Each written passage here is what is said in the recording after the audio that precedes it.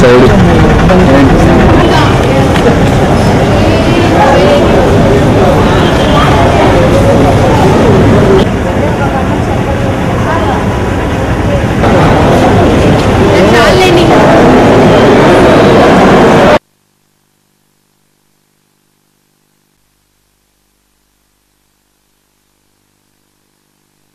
హీర్నాంపల్లి మా ఆయన డ్యూటీ చేస్తాను సార్.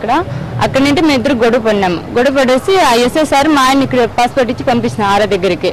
ఆర్ఏ సార్ ఏం చేసినాడంటే మా ఆయన ఇక్కడ పెట్టుకున్నాడు. పెట్టుకున్న తర్వాత ఆర్ఏ సార్ నాకు ఫోన్ చేశాడు. నువ్వు వస్తే నేను నీ భర్తకి ఉద్యోగం వేస్తానని చెప్పాడు. నాతో ఏం పని సార్, మా ఉద్యోగం చేసింది నా భర్త కదా అని అడిగాను.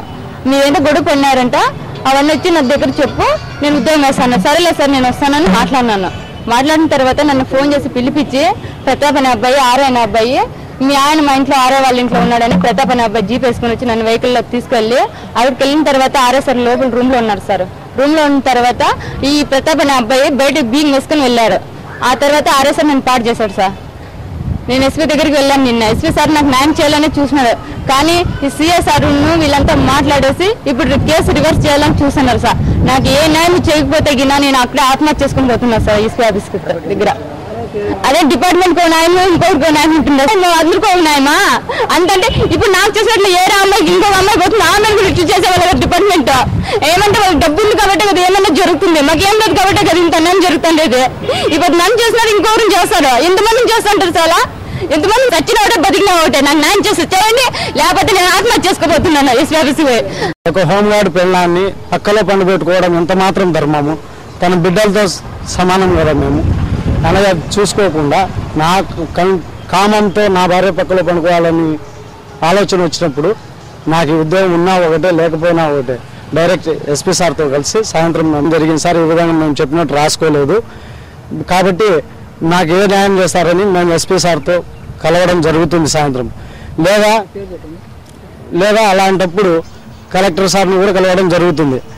ఈ విధంగా మాకు ఏ న్యాయం జరగకపోతే ఖచ్చితంగా ఎస్పీ ఆఫీస్ ముందర తాయి అయినా ఈ రాత్రికి సాగడం గ్యారంటీ.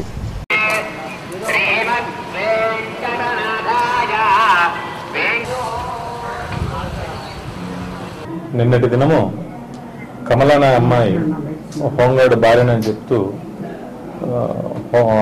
గోపినాయక్ అనే అబ్బాయితో ఇద్దరు హోంగార్డ్ రావడం జరిగి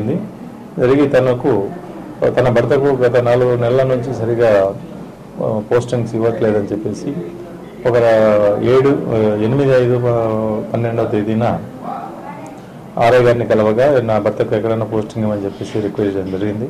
ఈ మాట్లాడడంలో ఈ ప్రతాప్ అనే ఏఆర్ కానిస్టేబుల్ మరియు ఆర్ఐ గారు ఇద్దరు కూడా అమ్మాయి ఫోన్ నెంబర్ తీసుకొని అమ్మాయిని నువ్వు మేము చెప్పినట్టు వింటే మీ భర్తకు కావాల్సిన చోట పోస్టింగ్ ఇప్పిస్తామని చెప్పేసి తనను రమ్మని చెప్పి చిన్నచౌక ఏరియాలో ఉన్నటువంటి నల్లరాతి మిద్దెల దగ్గర ఒక రూమ్ నందు అమ్మాయిని ఈ ఆర్ఐ గారు బలాత్కారం చేసినట్టుగా ఫిర్యాదు చేయడం జరిగింది. ఆ ఫిర్యాదుపై మేము వెంటనే ఇమ్మీడియట్గా కేసు కట్టి ఫిర్యాదుని హాస్పిటల్ నిమిత్తం టెస్టుల గురించి పంపించడం జరిగింది.